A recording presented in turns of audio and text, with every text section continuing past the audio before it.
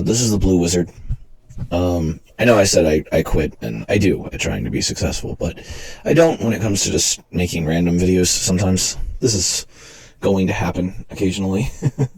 I guess. I'm still going to make a video every now and then. Anyway, so I don't really know what I wanted to talk about today. I just felt like recording something. I want to put something positive out there. Well, let's talk about some nice things. Because that's always reassuring, I guess. If I were to just look at my own personal life, I don't really have a lot positive to talk about. In fact, I've got a large undercurrent of rage and depression and, generally just bad vibes, all in all, in terms of what's actually going on in my life, But when I look at the world and I look at the point of it all, I've been watching a lot of videos about the works of Tolkien lately. And Tolkien has this fascinating view on death. You know what I mean? It's weird that I'm talking about, I'm going to talk about something positive. Here's fucking death. But, basically, in the world of Tolkien, everything gets continuously worse. Every age is lesser off than the age before it. But the idea is that people in every age, regardless, will always do their best. That it's the nature of life, and it's the nature of reality to burn as brightly as it can for as long as it can, and to eventually the song of existence will be sung again. The void itself seems to call to Eru Ilúvatar, the god of Tolkien's works, to create. And I feel similarly about reality, that if there was absolutely nothing at all, again, that stuff would come into existence again, that something about nothingness calls somethingness to it. And so as the world diminishes and dies around us, it's helpful to remember that there will always be more, more life, more effort, more everything. And even if that effort is diminished, that doesn't mean that it's not doing its best. Which isn't to say that there aren't peaks and valleys. That's not to say, there could still very well be the potential in man to have the greatest societies. We could still build cities and buildings bigger and better than Rome or Italy during the Renaissance or whatever. We could still find within us a humanity greater than the humanity that preceded us. I think that potential is always there for us as long as we're alive to obtain, the full breadth of our potential. I just think it takes a lot of things going right. And the thing is, it's interesting when you think about diminishment in Tolkien's world. It's almost always stated in reference to somebody trying to recreate a previous state of things. They rebuild a broken down ancient kingdom. It's not as good as it was before. The elves try to stay in the land and try to keep it the way that it was at the beginning of time, and it's not as good as it was before. What you don't see in Tolkien's works a lot is people embracing the way things currently are. Finding the cool new things and trying to make the most of what is had instead of trying to bring back what is not had. And I think what's interesting about that is the one character that seems to be that way is Gandalf and the Hobbits. Gandalf and the Hobbits are definitely the moral center of the Lord of the Rings universe and of the works of Tolkien.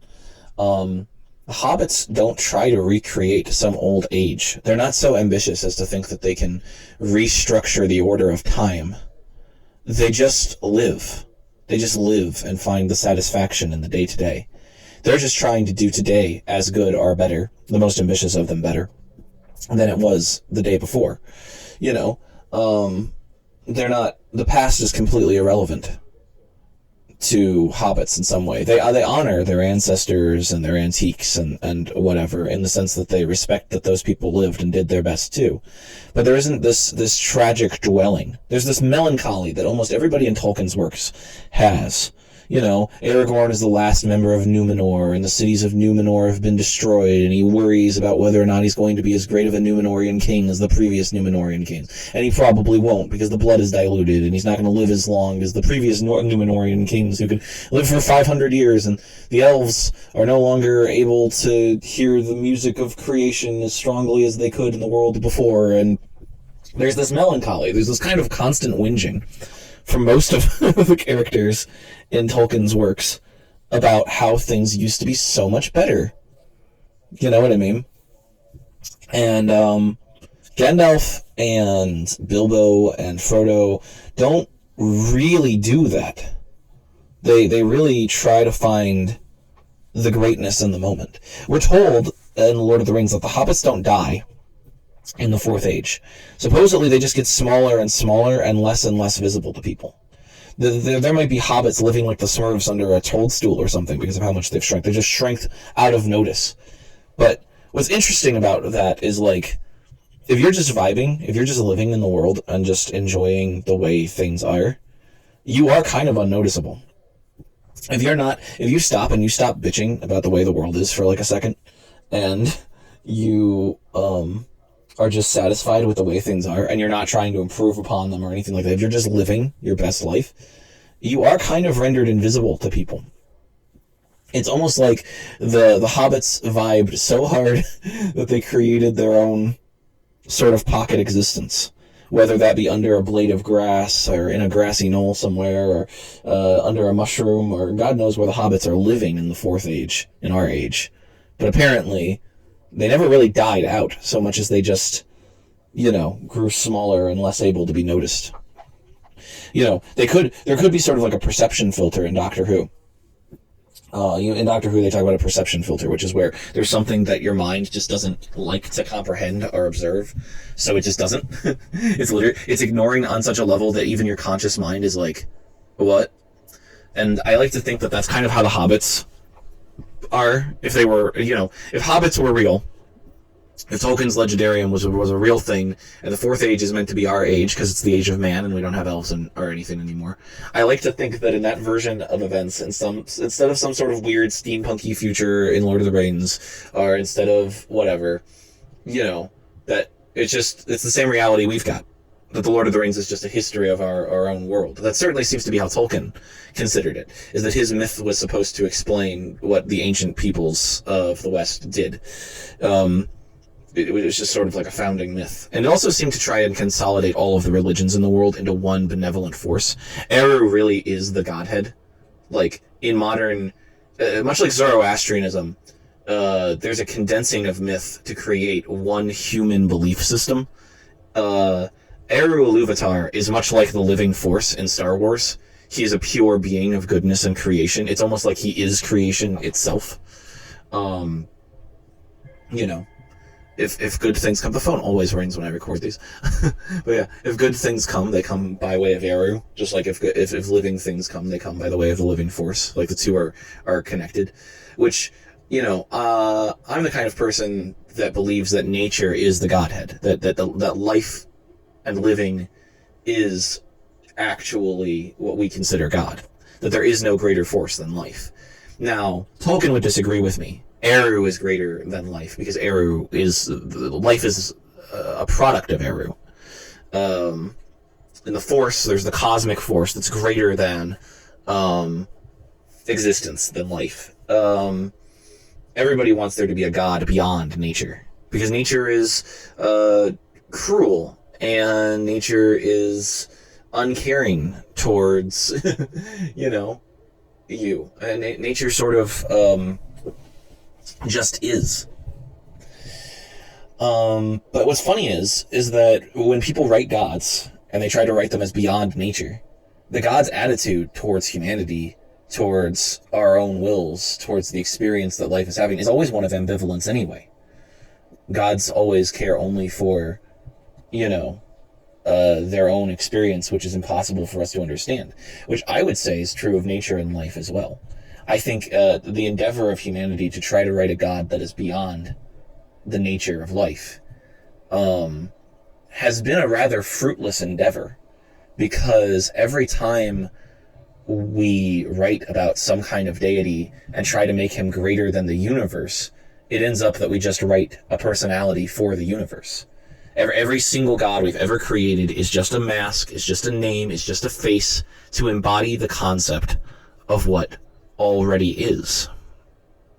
There is nothing else. There is only life. There is only the universe. And while we may understand it on a hitherto unexplored level, it's always going to be just another deeper understanding of life. Maybe we will one day find a way to directly speak to the universe, and even then, there'll be another level of understanding, and another level of understanding, and even another level of understanding, and it will always be the universe. The word universe means the all, which is interesting, because the original translation of Allah, Yahweh, the Judeo-Christian deity, is basically the all, the one. So, God's name is universe, and then people try to tell you that the supernatural exists. They try to explain to you that God is beyond time and space and the universe, but his name is literally the all. He's supposedly in all things, but he's supposedly separate from them.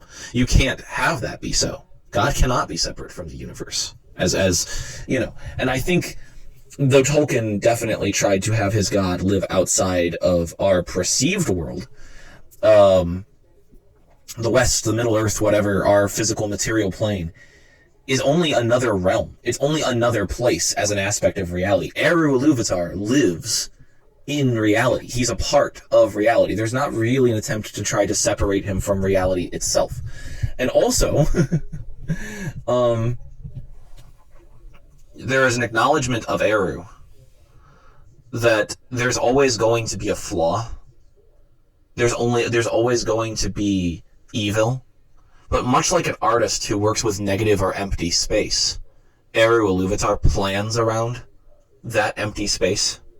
He's like, okay, if I make this good thing and this good thing and this good thing and this good thing, this is where evil, this is the empty part that evil is going to take root in. You can almost sense that while Morgoth may or may not have had a choice whether or not to become evil, if it hadn't have been Morgoth, it would have been Manwë. I'm talking some deep Lord of the Rings shit right now. I'm sorry. I'm using Lord of the Rings as a metaphor to discuss our own reality. But my point is that there's always going to be decay. There's always going to be dark matter expanding the universe, or some kind of other thing, wearing shit down. Like, entropy is a fact of reality. And it's easy to take that entropy, that darkness, and label it as evil and bad because it is the destructive element. But the greatest works plan around that. Hobbit holes are built in the ground. They're not going to fall down. The greatest human societies ever were built out of stone. Not because stone is, a tremendously efficient material to build out of, but because it lasts for fucking ever. If you want to build something great, you have to build it with the destruction of the thing in mind, almost. I wish the goddamn phone would stop ringing. While I record this rant. But stone is the best material because your thing will be around in 1,000 years. What's funny is, people talk about like, this or that civilization collapsed or whatever, but it's like you can still find out about them because their remnants are so strong. Stonehenge still works. I'll repeat that. Stonehenge still works. Its original purpose is that it's a star clock. It's intended to be used to clock time. You can still mark all of the seasons and the positions of the sun, and when what festivals would be held when, using Stonehenge. Stonehenge is a giant fucking star clock, a solar clock, and it still functions for its purpose despite the fact that half of it's fallen down. That's what happens when you build with redundancy, when you build with failure in mind. I'm sure they thought, like, okay, we're going to put these stones up. Someday these stones are going to fall. Because the thing still works even though the stones have fallen down. And the fact that that's possible, that divine creativity is possible to plan around failure and darkness and entropy, It's amazing. I somewhat wonder if it would be possible to build something in the modern age that will prepare the world for when we're not in it. You know? The thing is, I don't know how long humanity will endure, or how long life on this planet will endure. I mean, I like to believe that we will be around long enough to reach enlightenment collectively as a species. I'd like to believe that it's going to be all Star Trek and we're going to go from place to place and reach the absolute heights of what we can do, and that more people than have ever lived in modern times, more people than have ever lived and died, will get to experience a brilliant and beautiful future where everyone can develop their own sense of purpose and live to their fullest potential, where we have created a structure so thorough that it is possible for absolute freedom while at the same time having absolute, order. I would love to see the perfection of man, for us to continue to work on ourselves till we get to that point where, the cosmic consciousness is balanced with the beast, where those who desire order and safety are able to join hands with those who desire freedom and danger, or freedom and growth, which is another word for danger, and freedom and growth and order and safety will be one in the same garden. It'll be an environment that, while a curated environment, will also allow for growth and adaptation and change. And while we do have that in some ways, it's not perfect. It creates we have a great disparity. Most men that live are not happy. We are not living in a way that is optimal. We are living in a way that is optimal for creating many, many humans who are all equally unhappy and out of work. And the thing is about hobbits, that's different. Hobbits are given technology at one point. Saruman takes them over at the end of The Lord of the Rings, and he tries to industrialize them. And while Tolkien hated allegory wherever he smelt it, that's a quote from Tolkien directly, I think his home was industrialized when he returned from World War I, and this was terrible.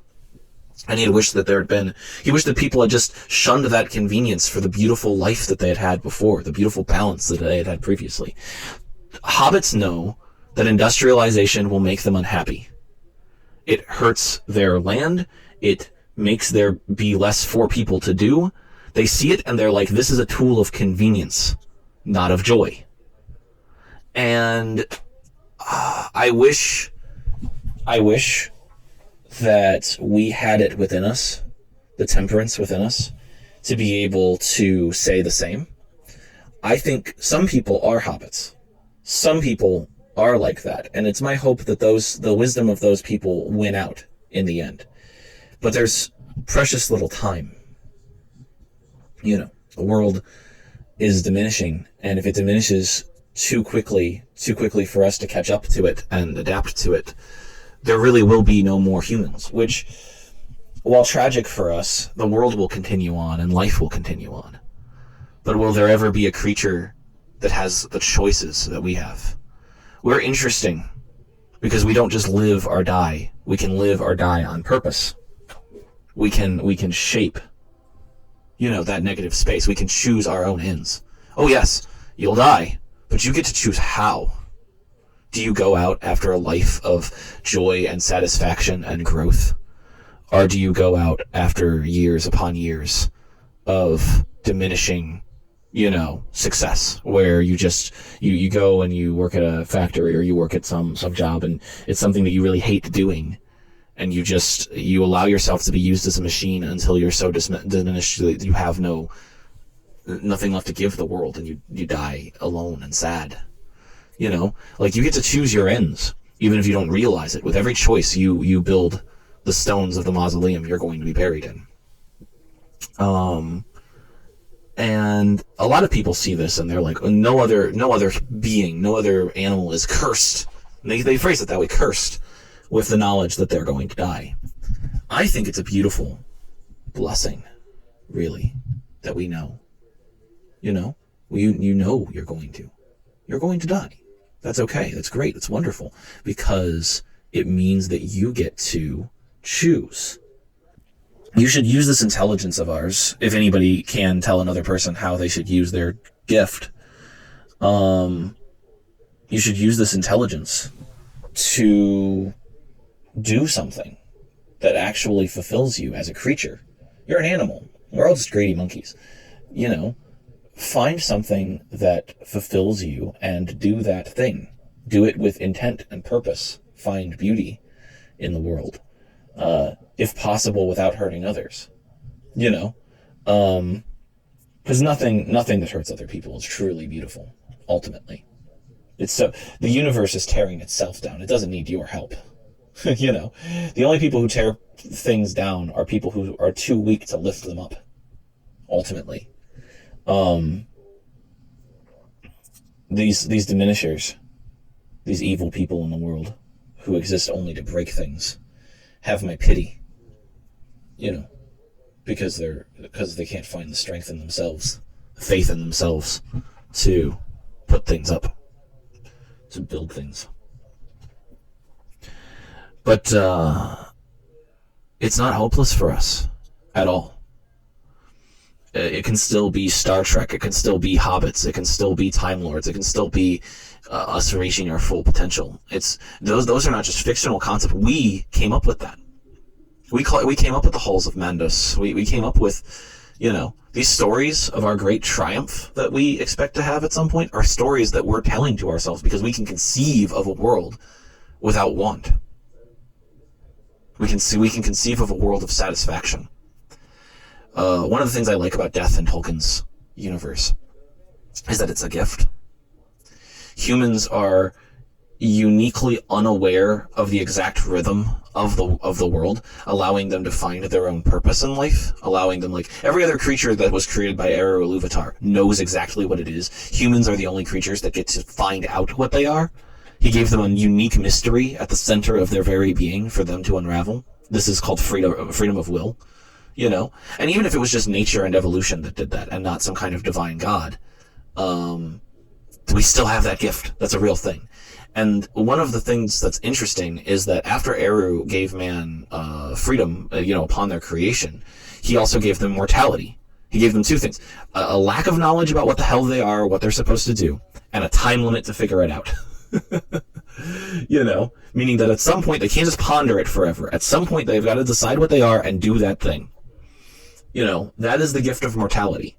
That's why humanity is the race that gets shit done in Tolkien's universe.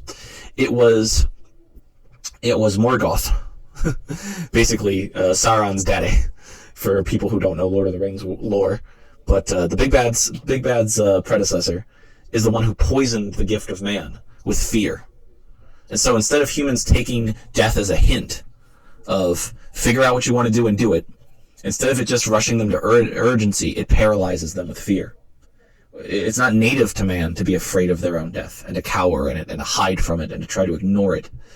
You know, that's something that was, poisoned into us by Morgoth. I think what's interesting about this is that there's a bit of Buddhism happening with Tolkien here, where he's saying pain and death may be inevitable, but suffering is not. It's not for man to suffer. It's for man to find the beauty and joy in death, in the fact that there's a story to be told with a beginning, middle, and end. And that's possible for us. Certainly it was possible for Tolkien, for the things that he came up with. That was his perspective on things. Certainly it's possible in life. We see Buddhist monks all the time who love the fact that they are going to live and die as creatures in this world. Sorcerers like myself try to be in touch with the nature of nature, the actual flow of it. It is not impossible to embrace this aspect in a healthy way. And I think society as a whole, we're reaching a point where if you want to know something, if you want to know a kind of meditation or a kind of,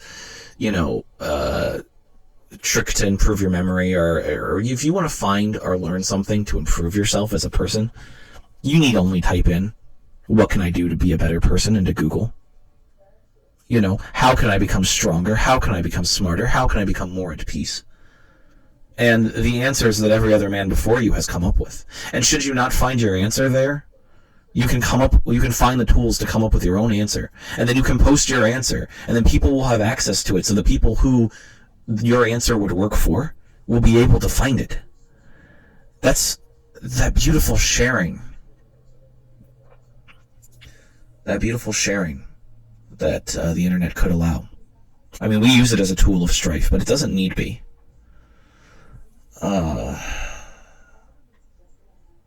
So, here's my I said I would say something positive. Here's my thought that I'm going to leave you with.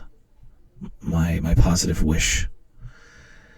I hope that you find beauty in your day, and I hope that you work towards the end of finding your own potential, being what you are joyously and completely.